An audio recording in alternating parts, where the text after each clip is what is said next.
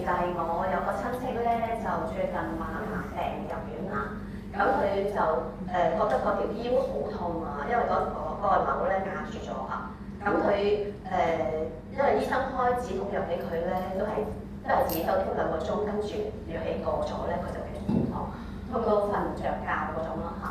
咁跟住我聽到我就話佢聽啊，不如你試下用支短棒呢支棒按摩下自己即係痛嘅地方，睇下可唔可以幫到手。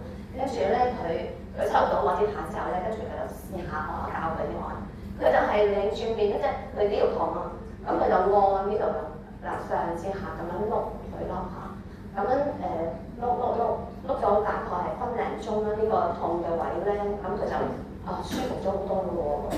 咁佢仲跟住話俾我聽咧，佢話而家咧我即係佢碌咗大概3-4日之後啦，佢就可以唔使食止痛藥添喎。我話你害啊咁嚇，咁最初佢都食住止痛藥嚟到去碌㗎。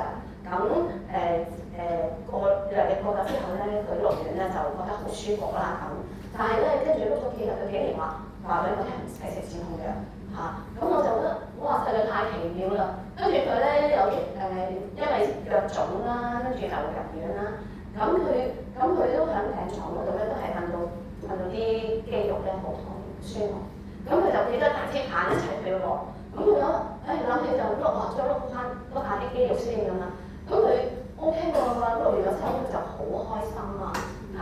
咁然之後咧，佢仲可以咧好開心咁好多時間去同身邊嗰啲病友一齊咧分享嗰啲棒喎，咁幫佢哋碌。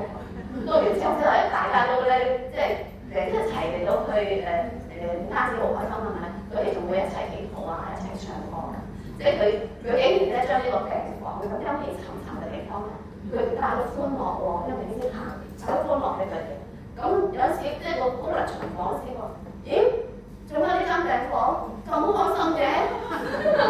係咯，原來咧就係因為有神嘅祝福喺裏面，咁佢咧就都覺得好欣慰啦嚇，因為都咁識下佢自己得到祝福，佢都幫到病房嗰啲朋友咧一齊